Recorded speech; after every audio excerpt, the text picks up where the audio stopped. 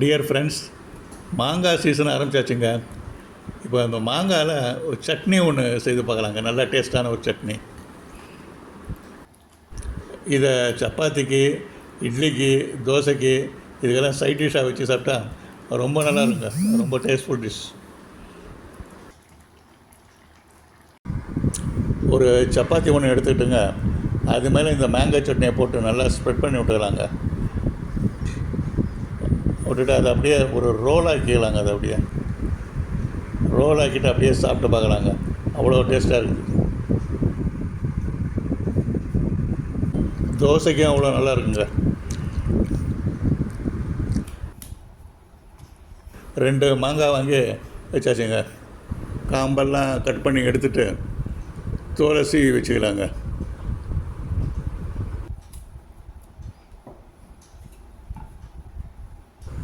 நாங்கள் ஆனுவல் லீவில் ஊருக்கு போனால் பாட்டி இந்த சட்னி தான் செய்வாங்க. நாங்கள் தோசை, இட்லி இதுக்கெல்லாம் இந்த சட்னி தான் வச்சுக்குவோம்.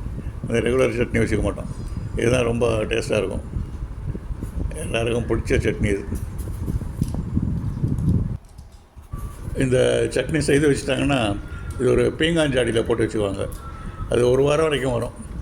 1 வாரம் வரைக்கும் யூஸ் பண்ணிக்குவோம் நாங்கள். தோலையெல்லாம் சீவி எடுத்தாச்சுங்க. இந்த மாங்காயை துருவலாக சீவிக்கலாங்க. கொஞ்சம் ஜாக்கிரதையாக சீவிக்கலாங்க பார்த்து.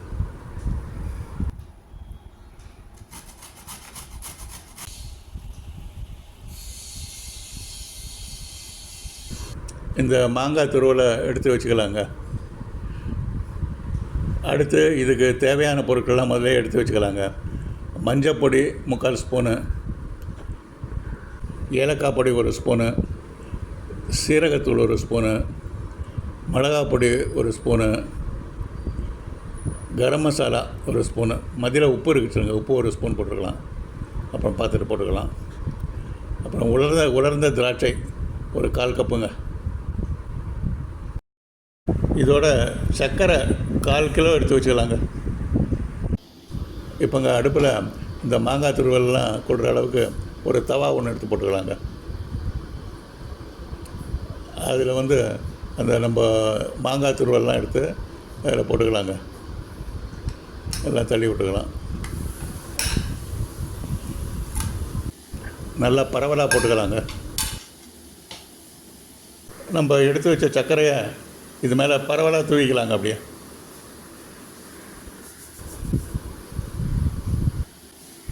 இது அப்படியே நல்லா கொஞ்சம் கொஞ்சமாக கலந்து விட்டுக்கலாங்க.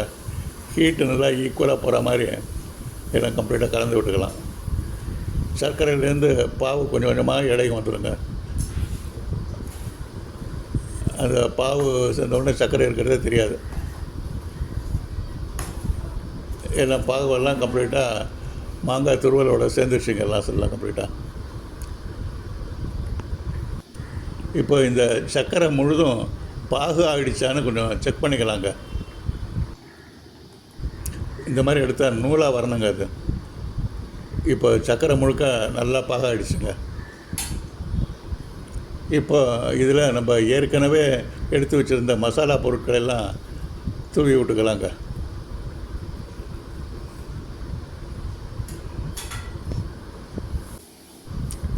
நல்லா கலந்து விட்டுக்கலாங்க.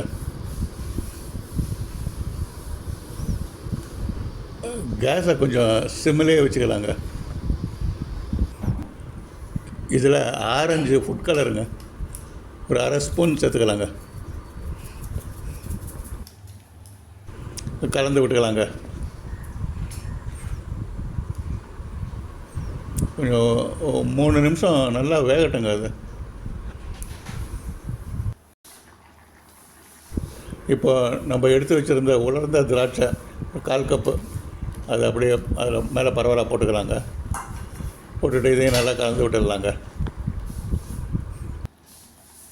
இது கொஞ்சம் கலந்து விட்டுக்கிட்டே இருக்கலாங்க. இன்னும் கொஞ்சம் கெட்டியாகட்டுங்க. அது கொஞ்சம் டேஸ்ட் பார்த்துக்கலாங்க. டேஸ்ட்டு எல்லாம் கரெக்டாக இருக்குங்க. கரண்டியில் எடுக்கிற அளவுக்கு கெட்டியான ஒன்றை எடுத்து வச்சாச்சுங்க. கொஞ்சம் எடுத்து ஒரு 4-5 ஸ்பூன் எடுத்து தட்டில் போட்டுக்கலாங்க. ஒரு சப்பாத்தி எடுத்துக்கலாங்க. அது மேலே இந்த மாங்காய் சட்னியை கொஞ்சம் தடவி விட்டுக்கலாங்க.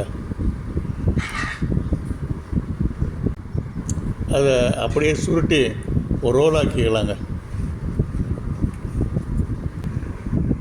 இதை குழந்தைங்களுக்கு கொடுத்தா அவ்வளோ விருப்பமாக கடித்து சாப்பிடுவாங்க.